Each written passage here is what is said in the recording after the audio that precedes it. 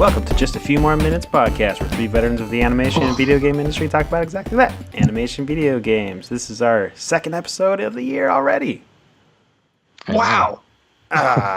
We are not wasting any time. We're doing it. This is also one of our favorites. We just did our recap of 2018, and now we get to look forward to our most anticipated movies and games of 2019. How about that? Look at that. Jeff, I just want to say, your hair is on point right now. It's kind of wild. Yeah, I'd say it's on point. Spiky.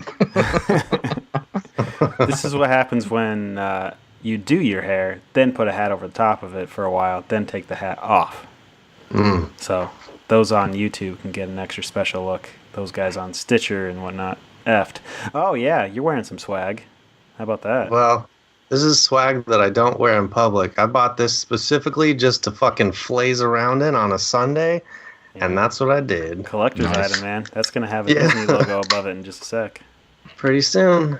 Look how small this hood is. It's like a turtle shell around my skull. That is tight. I'm turtling, boys. Well, you are Michael Berardini. I am Jeff Gabor. We both work at Blue Sky Studios, as his sweatshirt says. Our third partner is Paquette. Yes, hello, gentlemen. I'm very excited about this. Cool. So let's just dive right in. Sound like it. Every episode of Just a Few More Minutes starts the same way. Animation tip. And this one, we are talking about the eyes. So So when I first started animating, there was all these aim constraints on eyes that you would think would be great. It's like, point this controller where you're looking. Boom, done, right? No matter where your head goes, the eye stays the same. Look at Michael for reference here. Mm-hmm. There it is. So, he's a good reference point to why this works for anatomically correct characters and why visual effects, maybe it works a little bit better. Because there is enough... His eyeballs are properly scaled to where basically they fit. It's hard to describe, but basically cartoon eyes are overly scaled to somewhat make them flat. Michael's eyes are really, really small. They're just Hey, fuck you, they're beautiful. So what all this means is a lot of times the characters in cartoony animation, basically they don't necessarily look right. If they were to actually both be looking straight, they would look cross-eyed because the eyes are so big. I know that doesn't make any sense. There's also a ratio between the white, the sclera. Ooh. So there's a Jeff, lot of... if you talk long enough, I could draw something for you to help explain it. Okay, good. And then but I got to open up Photoshop and everything. So this is a roundabout way, so there's sclera with human eyes. You can see the white, and that is but there's not too much because like if you see on Pete or Michael, it's touching almost the top and the bottom of the eye, but the eye still looks open. All that, cartoony eyes, big, lots of white, lots and lots and lots of white. So that when the character's looking around, it can tend to start to float on you and not look where you want it to. So if you were to use a look-see controller, it starts to have that really creepy doll look. Even though it's technically the eyeball is starting to look where it is, the ratio to where what you're seeing really doesn't work that well. Okay. So here's a normal person eyeball, and it's probably more like that, right? Yeah. But then you got crazy big cartoony eyes, right? That's the actual ball. And then you got that's the part that you actually see. You could do that by half that size. The blue sky eyes, there you go. That's about what you actually see. So the eyeball is scaled up really big because you're trying to flatten the eyeball. You don't want it to bubble out because you're trying to do a lot of squashing and stretching, and the characters' faces tend to be a bit flatter and the eyes tend to be bigger. Quick question about that. Yeah. Do you know what goes in what's involved with on the rigging side of things that causes the big round sphere not to penetrate through the temple of the head? Do you know what goes on there? Yeah, I'm sure different studios handle it differently, but we just use cutters from how I understand it. Oh, okay. So basically, just one object cuts the other one, doesn't allow it to it technically is outside, but the geometry is cutting itself upon render, so you never see it. Yeah, fun fact. So basically what I'm saying is when one eye is traveling faster than the other one because of the size ratio, and you're seeing the sclera ratio, blah, blah, blah, blah, a lot of technical crap. Anyways, if you use a look-see controller, it ends up having a creepy doll look instead of actually feeling like the eye is tracking. So I've never really seen very many animators handle look-see controllers that well without being able to tell that they're using it and it giving that creepy doll look. So I highly, highly, highly recommend students and people as you're learning, abandon that aim constraint eyeball system and just hand key your aim on your eyes. Honestly, the only like CG animator, maybe Pete, you're one of them, but the only guy I know that's actually done it and done it successfully was Gallon Chu. I know he's a huge fan of aim constraints. I use it more than I used to.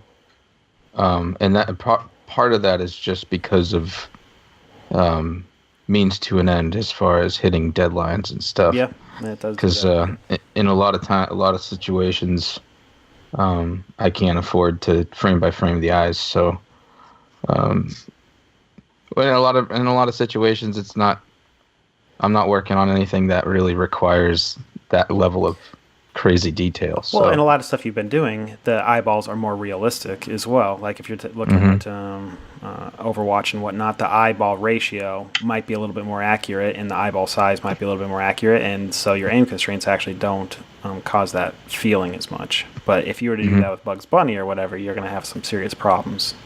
Yeah. Did you want me to throw in my little quip that I keep found? Going with the eyes, yeah.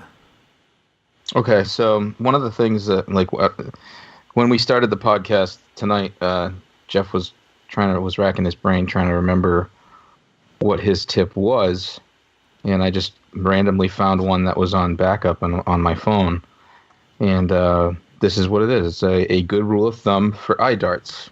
I forget who taught me this, but it's basically eye darts go in a sort of triangular pattern. And they start usually on the left of, like, if, let's say, from your perspective and you're looking at somebody's face, you start by looking at their right eye. Start with their screen left eye.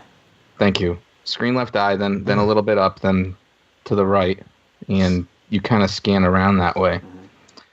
Yeah, that's how I was taught. That's kind of how I deal with it. I don't know if you guys have any sort of recommendations regarding that. No, similar. I think I can't remember if it was Dave Torres or Heartline put that page together for us at Blue Sky, and they would go in between triangles and squares, but you tend to do these like more geometric shapes, because if you start rounding it out, or your shapes get like, say like an octagon or whatever, something with too many shapes, it starts to feel circular and your eyes start to feel like really sluggish, and it feels like you're actually tracking something rather than like looking and darting around. So you want to like minimize how many different points you do, and that's why like if you're moving to the right, or if you're doing eye darts and you move to the right a little bit and then you move to the right a little bit more, that won't be perceived as two eye darts. It'll be perceived as one slow eye move. So you want to stick to that triangle and square.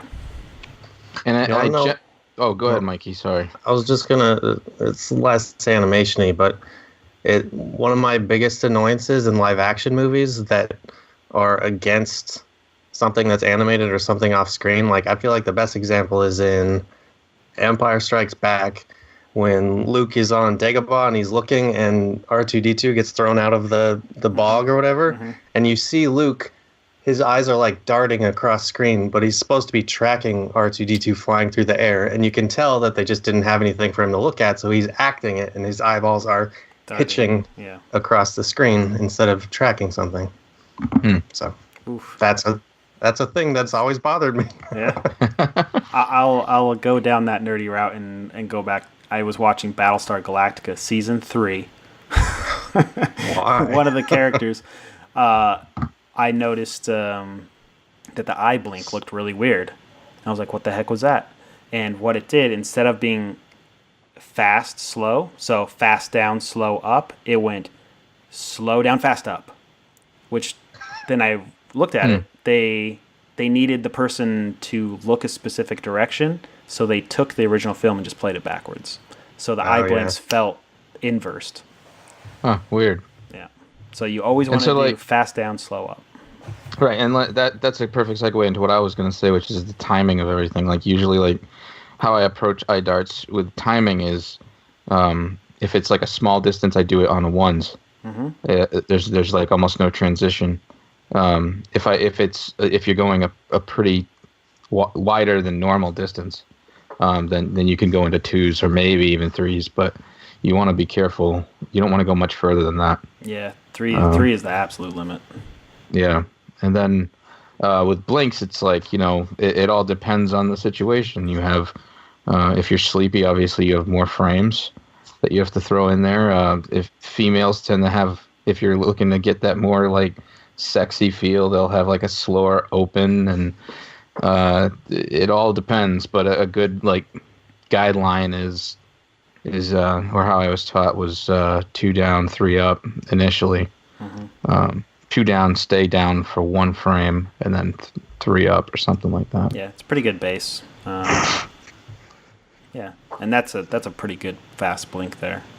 Like, yeah, good. We really went into that one. All right, get some eye shit in your animation, peeps. Do it. Yeah, but don't do it the way Jeff doesn't like. And don't be afraid to study film either, because that's where you get it from is from live action for the most part, where that comes from. So you could do the intense Morgan Freeman thing where he just bounces back between people's eyes like constantly. You know what I'm talking about? The super intense thing. Yeah. Silly. Ed Hooks came. Nobody does that. We should stop this eye talk, but I gotta say one more thing. Ed Hooks came. I think it was Ed Hooks. It was either that or Richard Williams. Pretty sure it was Ed Hooks. Ed Hooks. I remember Ed Hooks talk about eyes. Yeah, he was talking about like that people tend to, with their right eye, so screen left, their right eye, they tend to hide their emotions on that side of the face, especially in the eyes. And if you look at their left side, that's more genuinely their emotion. So right now, Michael's very sleepy, but he's telling it. He wants us to believe he's awake. Yeah. He also said, I remember another thing he said, now that you say that, he's like, if they look down and to the right, down and to their right, they're lying, or something like that. I remember something to that nature. Yeah, there's a lot of good stuff. If 2 characters look at each other for 10 seconds, they're either going to fight or fuck. Without breaking eye contact.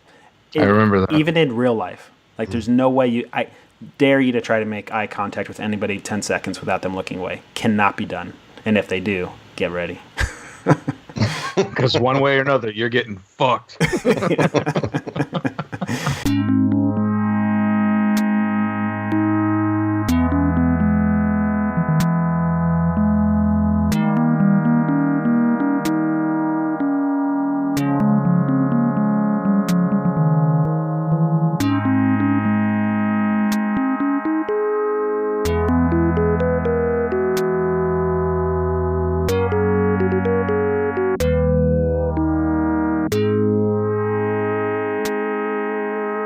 So let's get into this episode, most anticipated games and movies.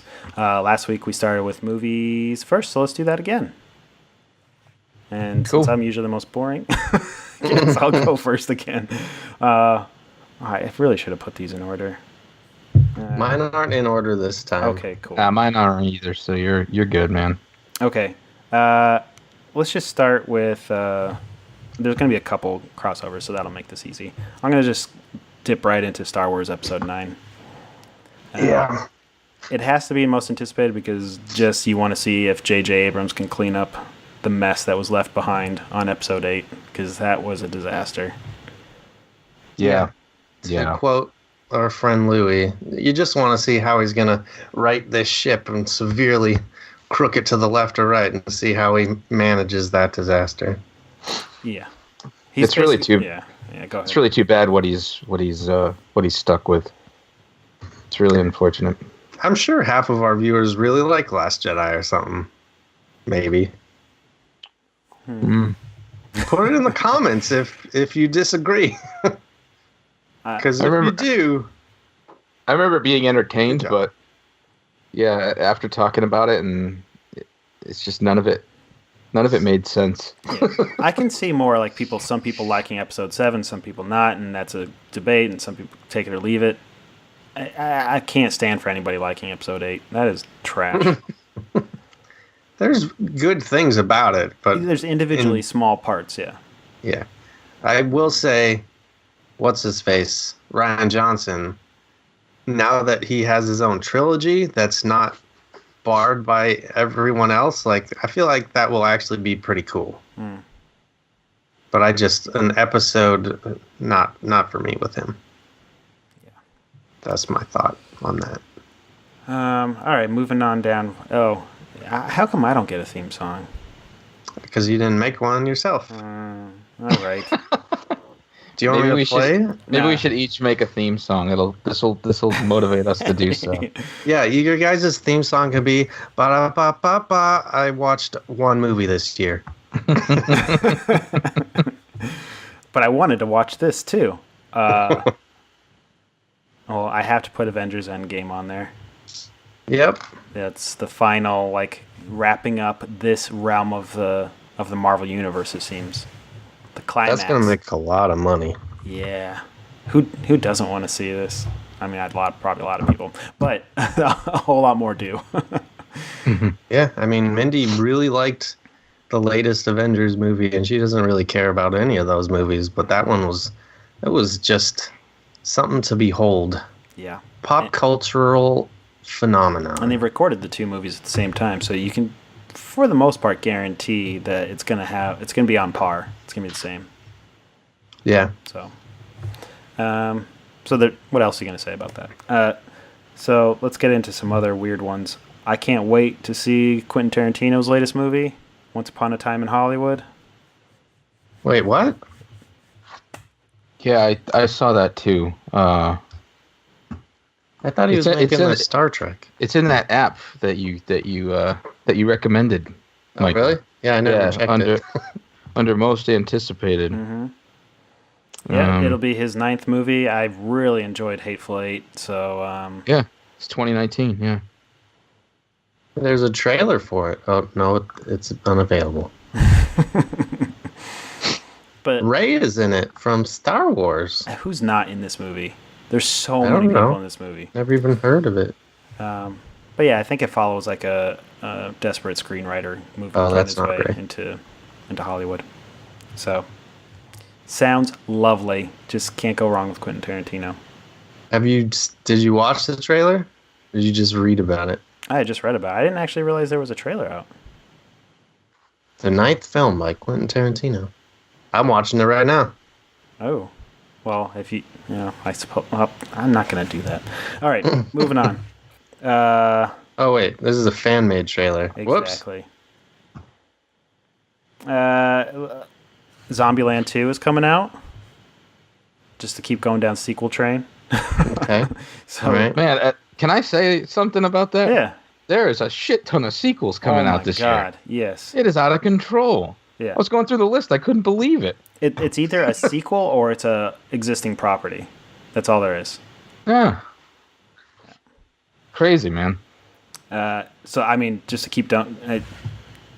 what is that, number 4? 3? Whatever. Just to try to get off that train, Greyhound sounds really interesting to me. It's a Tom Hanks movie about World War II naval ship. Obviously, like, true story type thing, where a U.S. naval ship was basically chased across the Atlantic Ocean by a series of German U-boats. So I'm sure it's going to have a whole lot of drama in that. So Tom Hanks is great. Tom Hanks is also going to be in You Are My Friend.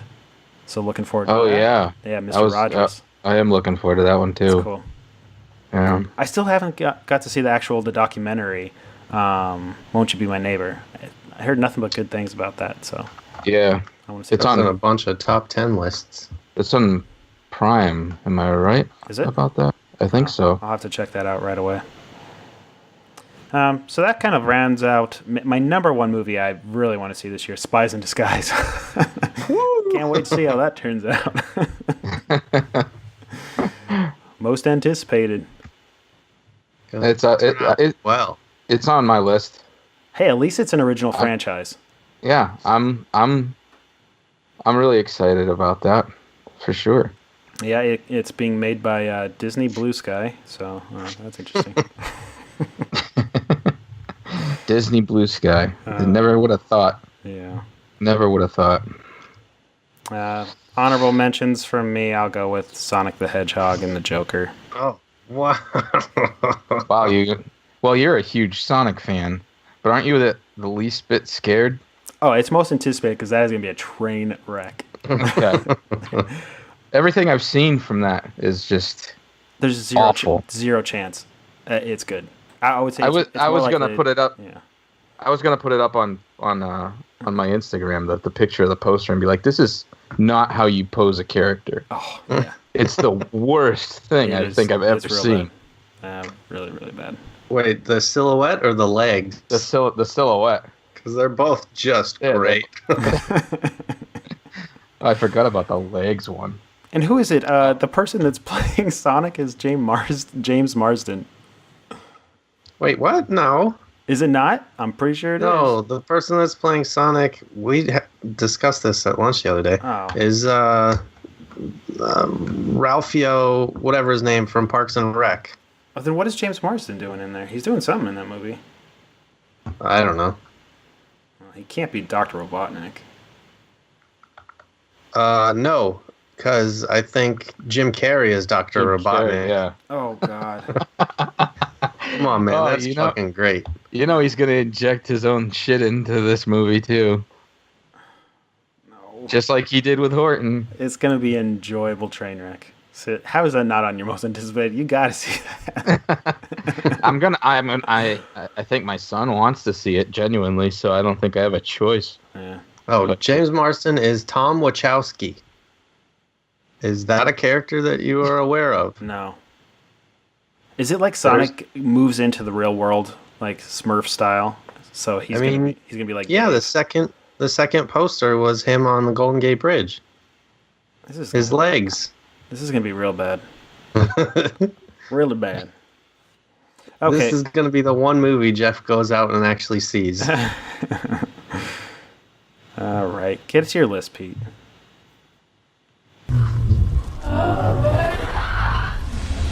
You're never gonna leave me alone with this. No. You're such a dick. Just the worst. Okay, so my first one is Ad Astra. I really liked what I read about it. It's directed by James Gray, and it's about a guy who has a mission, an Army Corps engineer who has a mission to go across the galaxy to discover a truth about his father, who disappeared in space 20 years ago while searching for signs of alien life. I am a sucker for that shit. Yeah. So I'm totally excited about that one. Is there a trailer for it? No, there's not. Not yet. Another one that this is a complete guilty pleasure is Iron Sky: The Coming Race. Dude, I saw a trailer for that and I was like, what the fuck am I watching? Well, I'm a huge, I love reading about conspiracy theories, and one of the ones that I read about a couple of years back was the Hollow Earth theory, and it's basically a big play on that. It's like basically the Nazis escape to the inner Earth, and then they come back, and I don't know. I think it's not going to be any good at all, but I love that shit. I was mostly surprised because it was like the whole trailer made it seem like I was supposed to know what was happening, and apparently I missed the first Iron Sky, and this is a sequel to it. Yeah, I don't know the first Iron Sky either. I just really like what I read about this one. So Yeah. It looks crazy. There's Nazis riding dinosaurs on the moon. So is this like if the Nazis won the war? Is it an alternate timeline? I mean, there's a big building on the moon that's a swastika. It certainly, I don't know. I think certainly they're hidden. Oh yeah. Yeah. So like the truth behind the creation of mankind will be revealed when our old enemy leads our heroes in an adventure into Hollow Earth. To save humanity, they must fight the Vril, an ancient shape-shifting reptilian race, in their army of dinosaurs. That shit just sounds off the hook. Yeah, and I don't have the audio up, but it certainly looks like it's also playing with the fact that Sarah Palin won the U.S. presidency. Oh, really? Someone is definitely riffing on that idea. Oh, wow. It has a very Mars Attacks. Yeah, it's very like type thing. Yeah. Pulpy sort of thing. Well, like when I saw the trailer, I think the thing that threw me the most was it looks really expensive. Yeah. Like a lot of the CG looked really good, and I was like, "Holy shit! How have I not even heard of this before?" And it's getting all this money. I was impressed. Yep. So that's one of them. That's another one. I mean. All right. The next one is a movie called Fonzo. I'm a big fan of like old 1930s gangster movies. So, or rather, newer movies that take place in that era.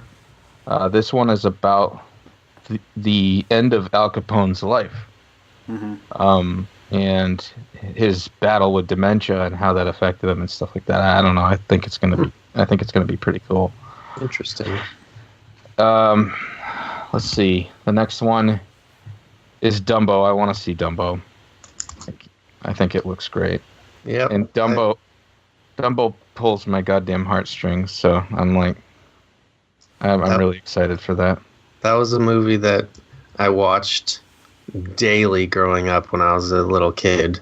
Very, very special place in my heart, and I really dislike Tim Burton. So I do have it on my list because I'm interested to see what he does with it, and I've liked generally everything that I've seen from it, but we'll see. We'll see. Yeah, I hope he doesn't go too crazy with his style. Yeah, I hope this is like Big Fish Tim Burton and not Corpse Bride Tim Burton. Yeah. All right, I'm gonna say it. You guys are gonna laugh at me, but Detective Pikachu, I think it looks stupid as shit, but I want to see it. I don't think it looks stupid as shit. I think it looks awesome. The general consensus online is like, what the fuck is this for? And I don't know. I don't care. I want to see it. Yeah, so. I'm excited by it too. I don't understand how that movie came into existence in any way, shape, or form. Well, isn't there a Detective Pikachu game on the 3DS? Well, yeah, but like Pokemon's been around for like 20 years now, and now suddenly we're doing this weird-ass version of Pokemon instead of a just normal, straight-up Pokemon version. It's just such a weird entry point for like people that have no idea what Pokemon is, but I'm all for it because I like weird, stupid choices. Fair enough. Also, I don't think Ryan Reynolds should be Pikachu's voice. I think it should be Danny DeVito. Danny DeVito, yeah. That would have been great. Oh my god. That would have been fantastic. What are you gonna do? Last one on my list is Joker. Not a huge superhero movie guy, but I like the Batman universe. So I just like Joaquin Phoenix, man. That guy is a fantastic actor. So yeah, I'm interested to see what he does with it. I am not interested to watch another Joker movie though. Like that, I don't know. It's all just the same, just someone else's version of it. I don't know. I think it's interesting seeing like 4 really, really talented actors all take on the same character, and some of them nail it and some of them don't. So who are the Jokers been so far? Well, Jack Nicholson, Heath Ledger. Jared Leto. And Joaquin Phoenix. That's it? And Joaquin Phoenix, yeah. That's it, though? So, I thought there were more. On the big picture, I think that's it. Huh. I mean, you're sort of Mark Hamill. I think he's the best Joker. All right. Hey, you know, suck my dick. Okay. If someone actually did that voice for live action, that would be horrifically bad. Well, now you're getting into live action versus animation, and I'm just not in the mood for that, Jeff. Stunned him into silence. I'm trying to load up some Mark Hamill. Let the good times roll. You know, the thing with the Joker is that in the... That's his voice. And it's perfect. Yeah. Okay. Yeah. Cool.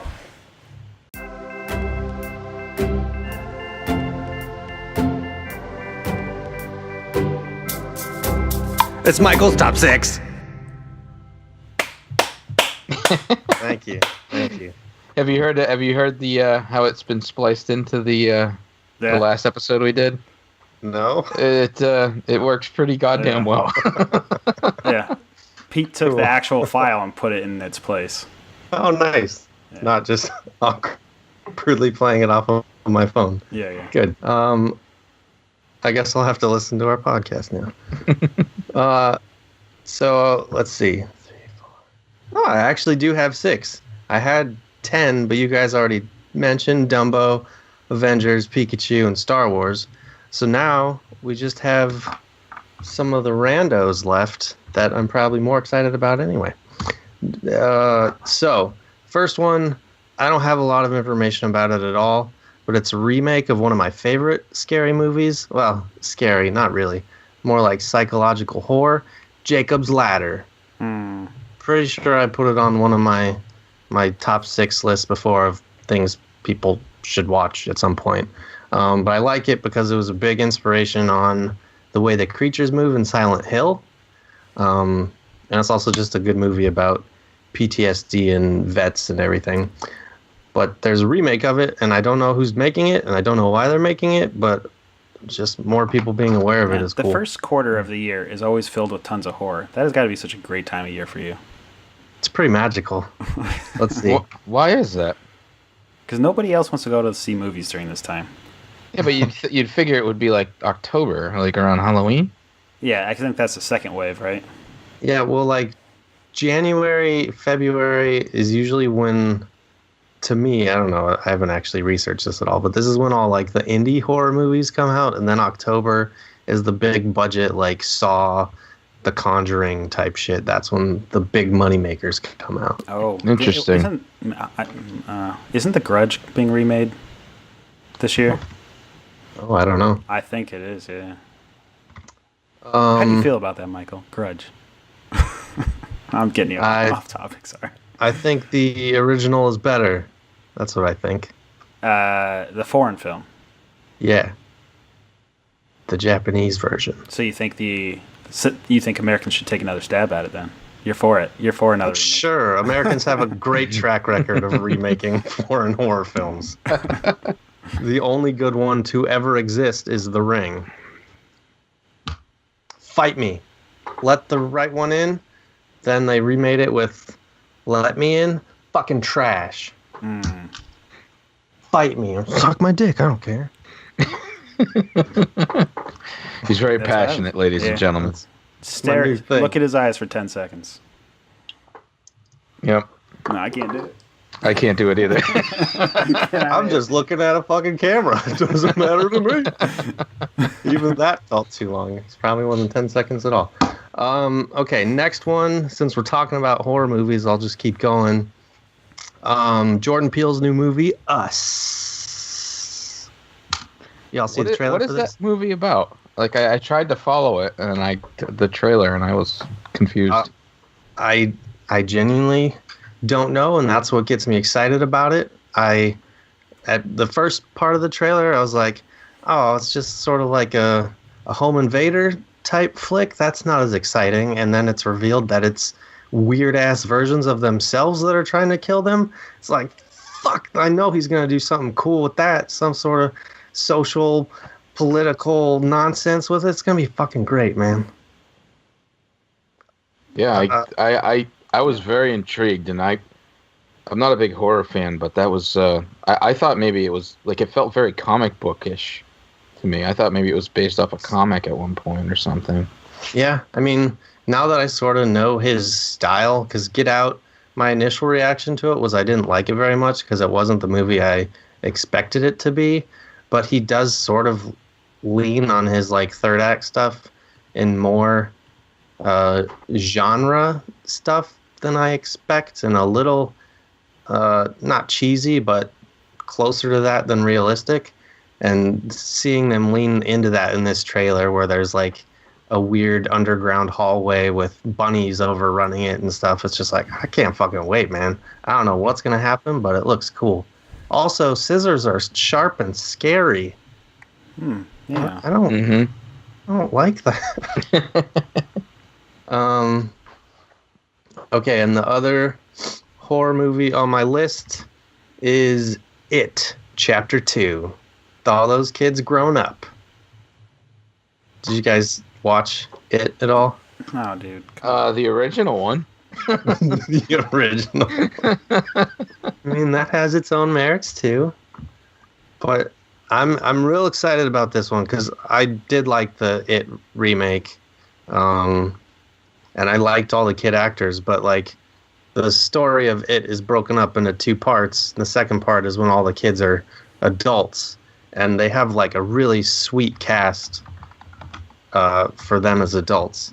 And I'm looking up who. All I remember is Bill Hader is like the main kid, and that already just makes me happy.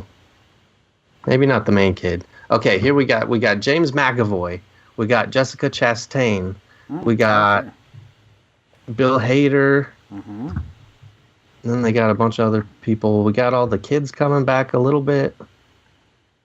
I don't know, but there's a lot of good actors going on in here. I think it'll be pretty interesting flick. Okay, so then I will do, let's see. Next up, How to Train Your Dragon 3. Just want to see if they kill that fucking dragon. And that's how you train it. 100% on Rotten Tomatoes. What? It is. Right now it is. It's not even out. There must be early review screenings. There's already like reviews out there. It's 100%? It was last time I looked. Wow. When did it come out? March, right? Oh, wait. February 2nd? Oh, okay. I'm way off. Wait, February 22nd. Either way, that's a lot sooner than I thought. That's cool. You know, I just like big fantasy animated stuff, and I think that's one of the better ones. And there's going to be lots of good animation on it. And sure will. A lot of cool effects. I keep seeing commercials of guy walking out of the fire. Looks badass. Yep. Also, I really appreciate that they're sequels, but they're not redoing it from the ground up, but they are changing the way Hiccup looks. Like, he's older now and he's got like facial hair and everything. Yeah. I just really like that. All right, and then I got two indie movies. I will start with the first one. It doesn't have a trailer yet. It's called The Rhythm Section, and it's being directed by Reed Morano, who is one of my favorite directors lately. Not necessarily because she makes exceptional movies. Wow, that was hard to say. But she is also the cinematographer for all of her own stuff, and she is generally the one that shoots her movies. She's the one with the camera the whole time. She did the cinematography on like the first 4-ish episodes of The Handmaid's Tale, and like set up the groundwork of how that show looked. And I think that's like the best looking show to have been on any television or streaming service ever. She made a movie last year called I Think We're Alone Now, which is like a really good, subtle, small, post-apocalyptic movie with Peter Dinklage and Elle Fanning. That I didn't quite love the third act, but in general, I thought it was a really fun, entertaining movie. And Rhythm Section is her next movie. I don't even know what it's about, but I'm really excited about it just because of the way it will look. And then the final movie on my list is Under the Silver Lake. Now, did you all see It Follows? Why does that sound so familiar to me? That's the one where if you have sex with the person with the thing, then it comes and kills you. And then you have to have sex with someone else to get rid of it. I remember you talking about that one. Wasn't that like on your top list at one point? Yeah, probably 2 years ago, maybe 3. But this is that director's movie, David Robert Mitchell. And it's not a horror movie. It just looks like a really weird fucking trippy movie with Andrew Garfield in it. I highly suggest watching the trailer, and it'll just be like, I don't know what this is, but it looks fucking great. It's being put out by A24, and like A24, they just make all the good movies now. What's it called again? Under the Silver Lake. And it also has music by Disaster Piece, who did the music in It Follows and also did the music on like Fez and Hyper Light Drifter and stuff. Oh, wow. Really, really cool looking shit. And that, my friends, is my most anticipated movies of 2019.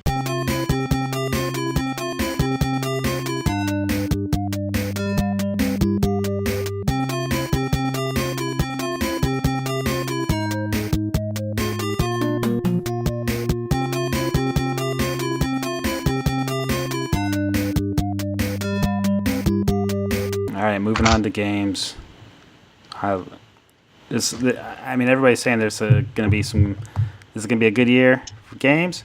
I'm going to just start talking about a few of them. Cuphead is going to get some DLC. Yeah. Love that. That was on my list. I love Cuphead, man. That is so good. It's so much fun, too, to just sit there and play with friends. Did you see there's a speedrunning community with Cuphead now, too? People are actually speedrunning the original game. Like, that's incredible. That game is so hard, and people are speedrunning it. It's cool. In the next couple weeks, a game I've been waiting for like 15 years. Kingdom Hearts 3. Oh, God. Well, I am serious, man. I bought a PlayStation 2 for Kingdom Hearts 2. That was why I switched over to PlayStation. Played the hell out of the first one. The second one, I did every single thing you could possibly do in that game. Loved it.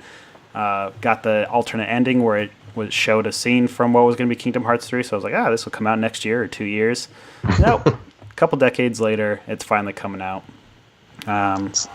So it was long before I was Disney jaded or anything like that. And, now I get to play a game. You get to go to the Frozen land. Yeah, go to Frozen. I know Wreck-It Ralph's in the game.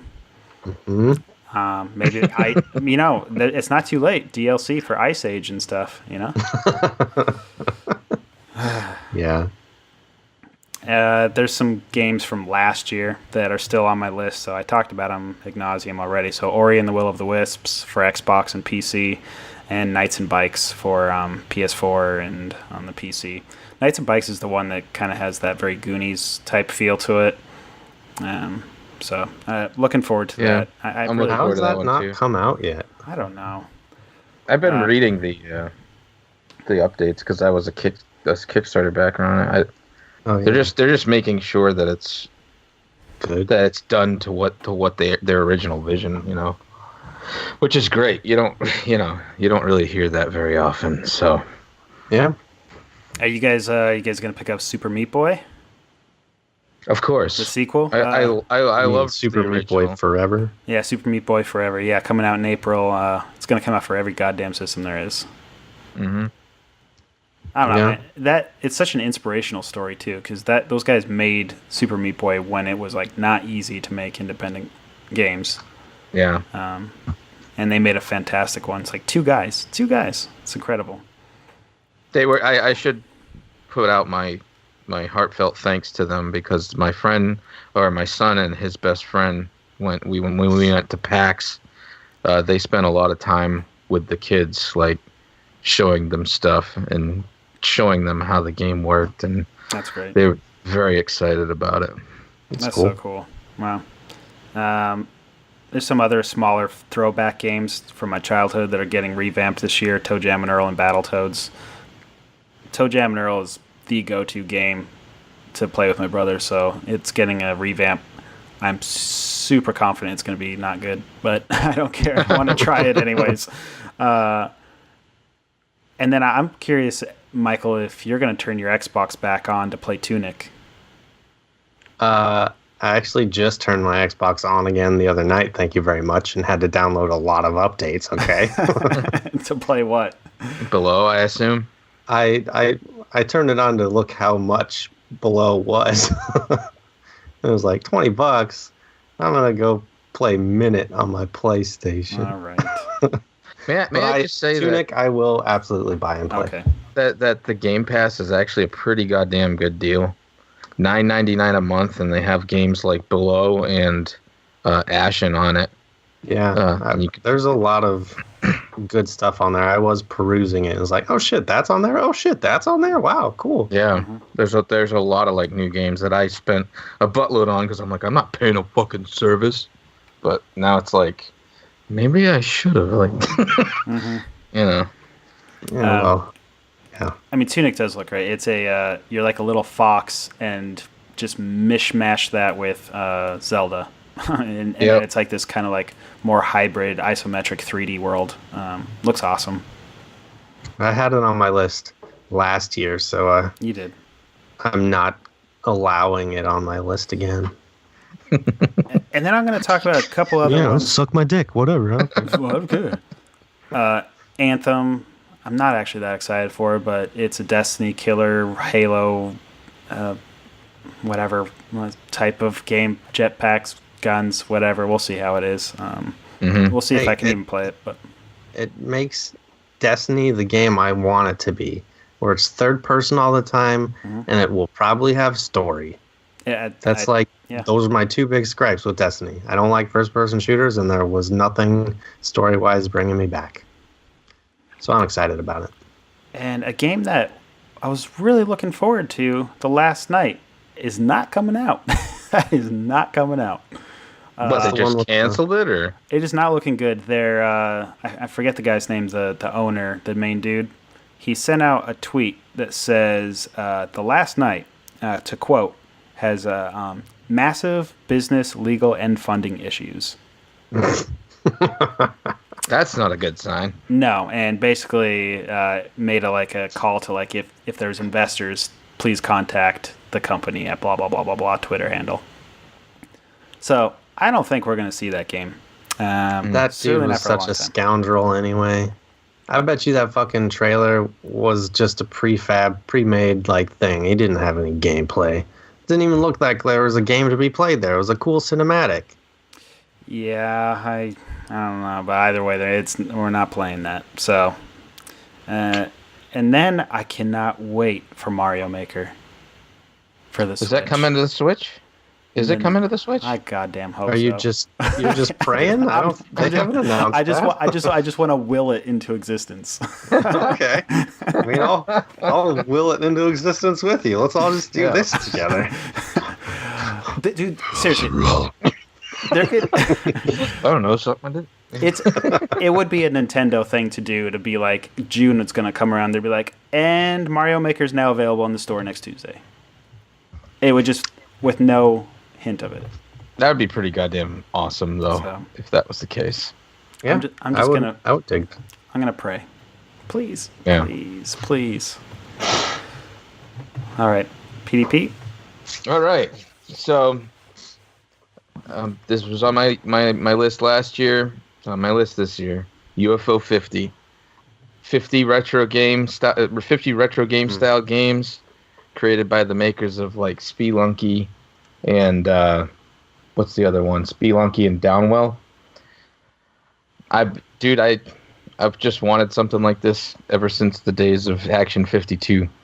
So like actual good games, like a good compilation of retro games. I think that's going to be awesome.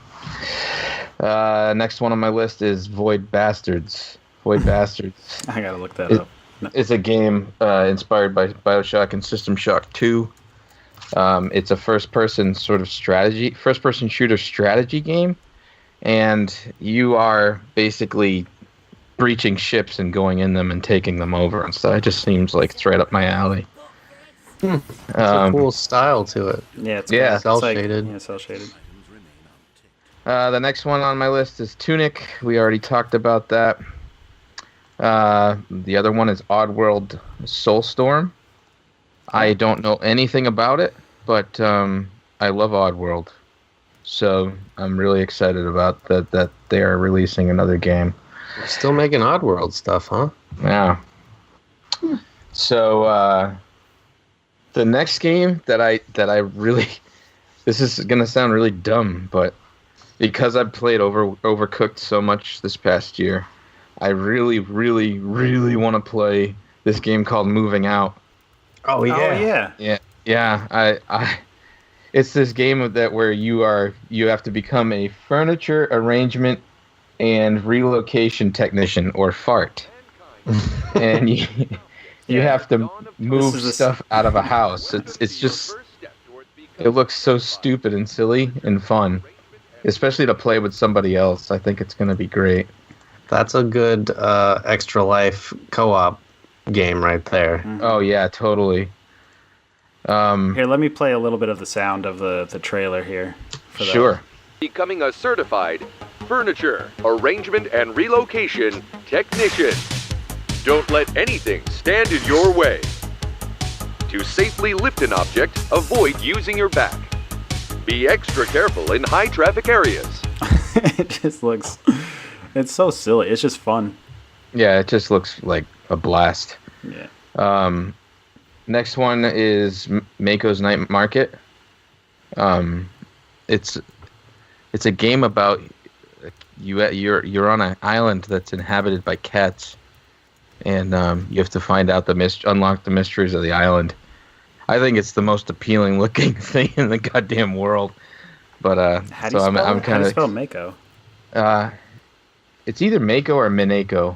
I let me see, because Mineko? I might have actually typed it wrong. Yeah, it's Mineko's Night Market. Mineko's Sorry about that. Oh, I've seen this one. Yeah. Yeah, it just looks cute and fun and interesting. What kind of game is it? Yeah, I don't know. Oh shit! Sorry, guys. Jeffrey. To me, it seems like almost like a Animal almost like- Crossing. yeah, or Stardew Valley sort of thing. Mhm. You know what I mean? Totes. So. And last on my list is my friend Gwen's game Kine. I really want to play that game. I don't know if it's coming out this year, but I hope so. I really want to play it. I saw on Twitter she was a little bit inspired by the Spider-Man Into the Spider-Verse and did a little bit of cool shit to her smear frames on her animation there. Yeah.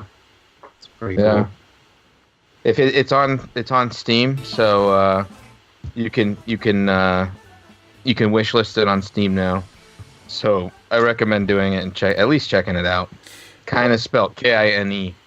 What's her company name now? Is like Chub Squad or something like that? Chump Squad. Yeah, Chump Squad. Yeah, she's like her own studio now. She walked away from Molasses Flood to work on her game. So It's brave and bold and beautiful. That's what that is. yeah. It's cool. She was. For those interested, she was on a podcast last year, somewhere around March last year. If you want to listen to a whole podcast, her on the show. It was a great episode. Yeah, she's a great person and extremely talented and brilliant game developer. So, and they also have a podcast too. It's called the Dialogue Box. Mm-hmm. So, and a couple honorable mentions: Sea of Solitude. I figured everybody was looking forward to that one. Sure. And Anthem as well. I want to check that out. So, all right, Mikey. Cue the music. Yep, Mikey, get into the weird shit.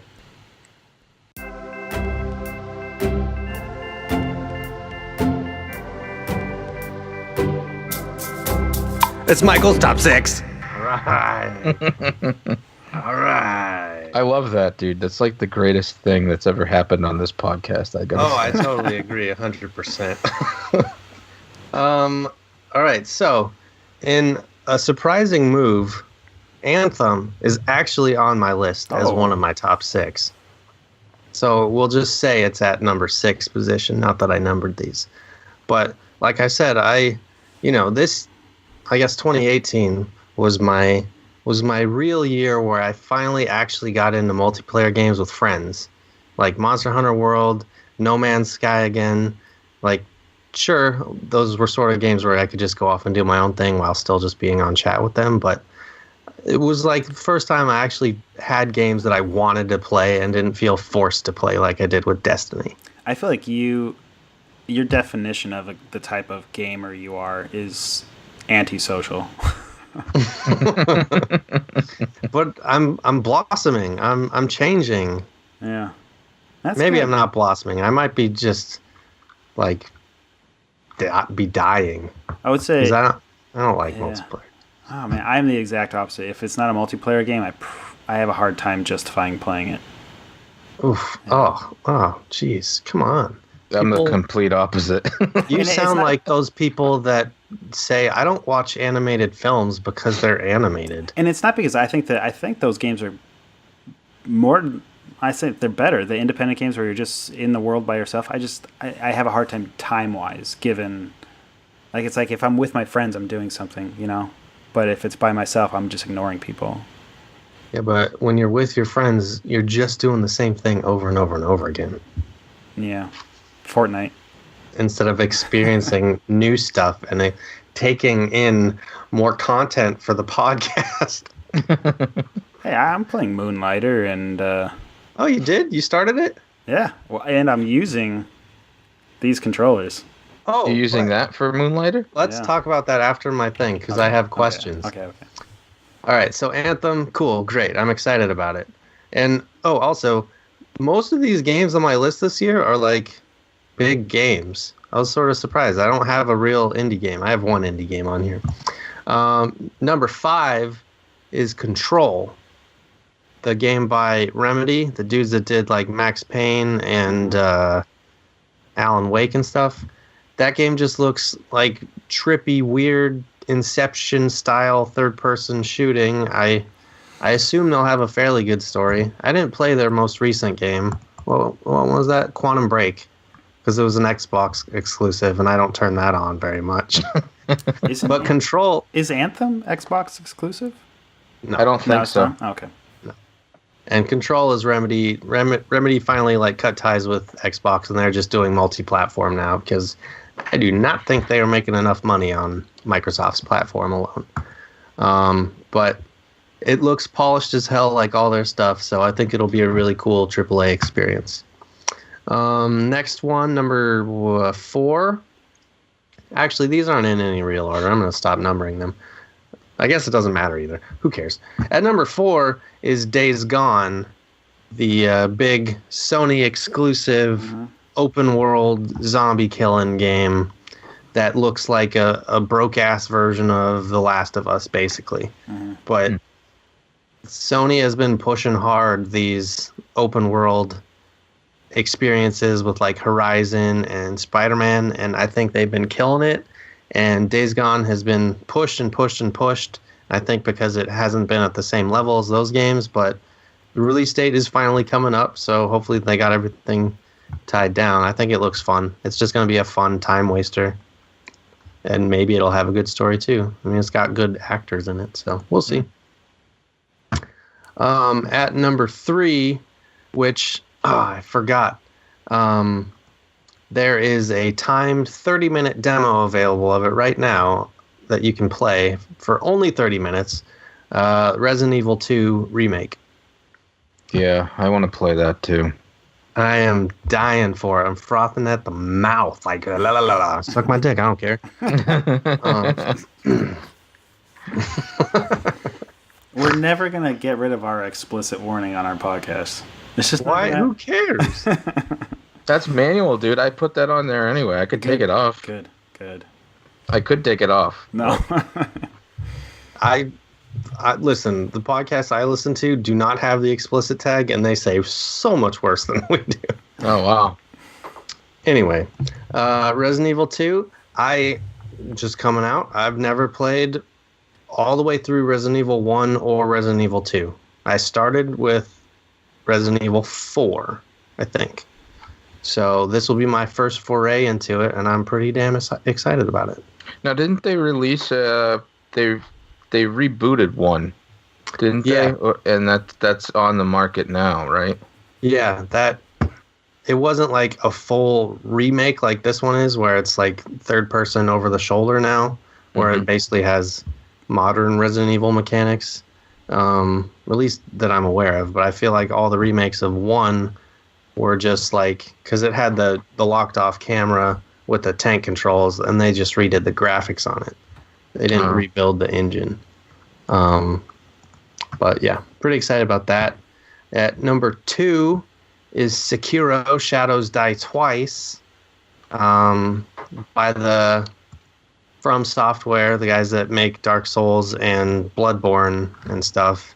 I never liked their games until I played Bloodborne, and that's because it was a little faster, slightly like 2% more arcadey than Dark Souls, and now Sekiro looks like it's 30% more arcadey than Bloodborne. So it looks really fucking fun. And probably insanely hard. Well, Dark Souls is known for being incredibly hard. You can't cancel out of attacks. You have to block attacks at the right way, at the right time. Otherwise, you're going to get hit, and you're going to get killed in like 2 to 3 hits. Bloodborne was a lot faster in terms of movement and speed of your character, and this looks like even faster. And like a lot more. I think you can even jump and double jump and do all sorts of cool shit in this one now. You might not like Ashen then, because Ashen's a lot like Dark Souls. Well, see, I thought that I didn't like Dark Souls because I think I bought Dark Souls 2 back in the day, and I gave it maybe 2 hours of my time, and I just decided it wasn't for me. But Bloodborne, I poured hours into that, and like I said, there's only like maybe 2% more arcadiness to it. There still is that type of combat, and like it's also sort of like Monster Hunter. You just have to like get into the rhythm of the game to find out if it's for you or not. I do tend to like that. Like the game makes you think about your actions. You don't just spam the attack button. But I think the arcadey might be just a little more lenient on you if you do occasionally spam the attack button. And then at number 1 is a game that I think is either out right now or coming out in a week or two, called Vane. It's made by a very small little studio, and I couldn't tell you what the story's about, but it is very reminiscent, at least visually, of Ico. And you play as a little boy in like a big, expansive environment that they just drop you into and don't tell you anything about. And you can shapeshift into a bird and fly across the land. And it's got like a lot of really cool digital effects where like the world will sort of warble and you'll see sort of the polygons in the effects and everything. It looks really cool. The story of the game development is also pretty cool. Polygon has a couple articles about it. But originally there was this guy who, this was like his passion project. He left his job. I think he was working on the development of The Last Guardian for a little bit. And so obviously he took in all of that information and inspiration and went off and wanted to make this own game. And he teamed up with, I think the studio is called Friends and Foes. And they started making the game together. He pitched it to them and they decided to make it. And then like shortly after the initial launch trailer of it was revealed at E3, he just decided to up and leave the studio because he didn't like the direction that the studio was taking his game. So now he's actually making a game that looks not identical, but probably 80% the same as Vane, but just by himself now for VR on Oculus. Wow. So it's a really interesting story, and it's cool to look at both of the trailers side by side and see, because like his VR version is a little girl now, but there's a bird that lands atop weather vanes like you do in the bigger game, and it's just really interesting to see one man's vision like sort of go through a studio pipeline, and you'll get Vane, and then you see his vision all by himself in the VR version, which I forget what it's called. It's freaking beautiful. Looks like an oil painting. Yeah. And just the way everything moves and how everything's like warbly, it's really cool. So major props to that studio that, at least in one of the articles that I read, they were like, they didn't know what to do once he left, because this was like his creative vision, and he left very early on, and then they just sort of took up the reins and made this game their own. So I'm really excited about it. If anything looks at all like Eco, I'm in. Cool. There you go. That's all my games. That's Michael's top 6. Thank you. I don't have an outro, but people always sing it for me.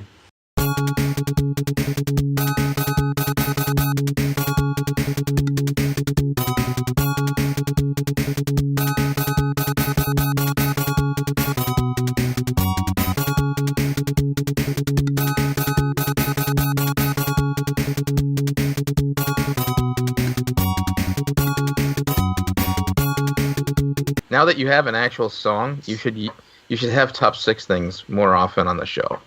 Okay. It could be top 6 tacos. I don't give a shit. I did do that for a while. You did, Yeah, but then I stopped. Well, we need it back. Okay. With sponsors. I'll get Michael's top 6 sponsors. Jeff, tell me about that controller. Yeah, so nobody ever told me that these things existed, and I just randomly put in and I said, hey, I wonder if they make NES controllers for the Switch. And they do. Oh, Pete, you got them too.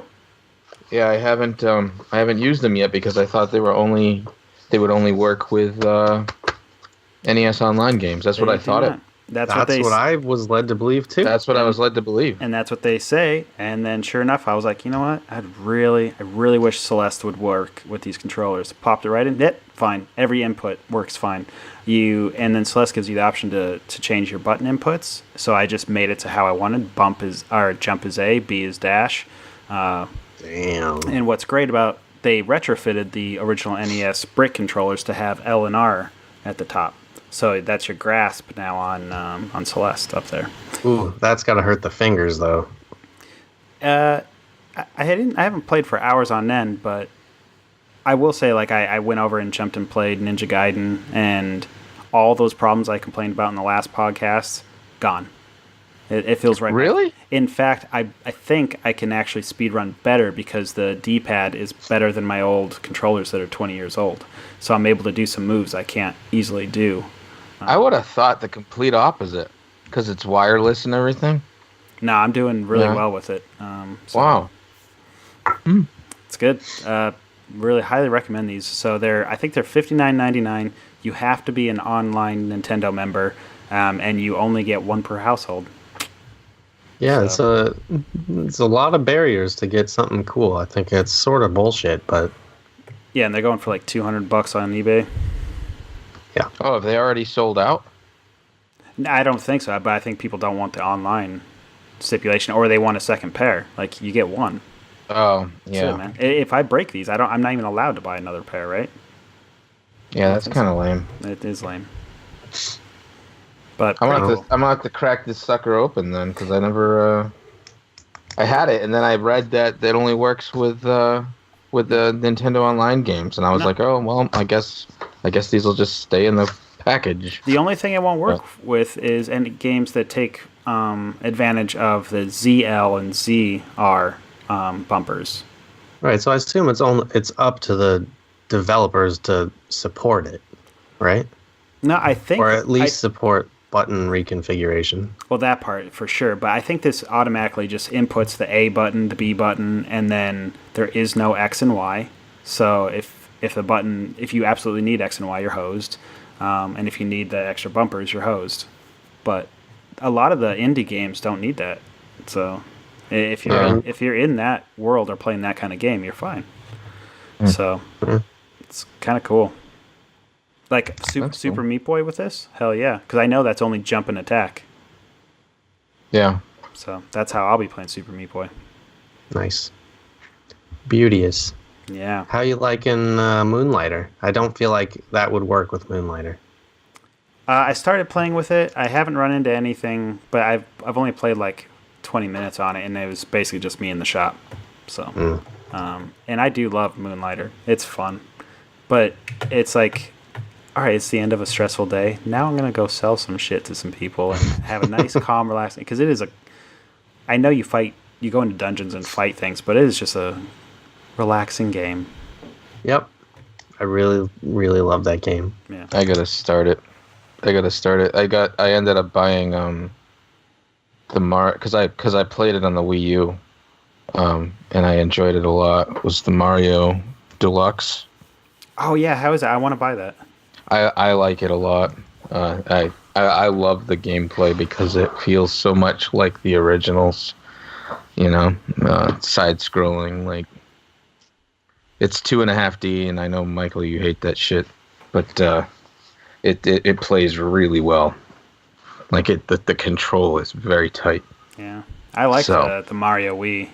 Was it Mario Wii? Yeah, it was. It's a lot like that one. The one for the Wii U. It's basically that one because nobody played it on the Wii U. Mm-hmm. But it's basically that one with some extra stuff. Yeah. So I think it's worth it. I love that game. Yeah, I'll definitely be picking up soon. I was playing it all weekend. As soon as I finish Moonlighter, and hopefully I have a little spare time every once in a while to play some games. Hey, do you guys remember how far into the last episode I played my song? You played it. It was right beginning. away. Yeah, it was right away. Why, you listening to it? I'm trying. Yeah, it was almost right away. It was like right before you were saying, stall, Jeff, and I was saying, all right, let's talk about our tip or some crap like that, and then you played it. Anyways. Yep. Now we're just using this podcast as a microphone to each other. What are we doing? No, yeah, I was listening to your voice on the YouTube channel and then listening to you, and I was getting weird. Yeah, getting confused on who's talking. Yeah. All right. Well, anything else, guys? I don't think so, Jeff. Good luck. Thank you. With your son being born and everything. I hope that goes smoothly. It is guaranteed within 48 hours and maybe less. We'll see. Or no. Wow. Whatever, Wednesday. It's Sunday night. So whatever, however many hours that is. Not 48. Whatever. 3 days. Cool. Yeah. All right. That's cool. it. Well, That's it. All right. All right. Bye, everybody. Yeah. See you next month. All right. This has been Just a Few More Minutes podcast where three veterans of the animation and video game industry talk about exactly that. Okay, bye-bye. Bye. Bye.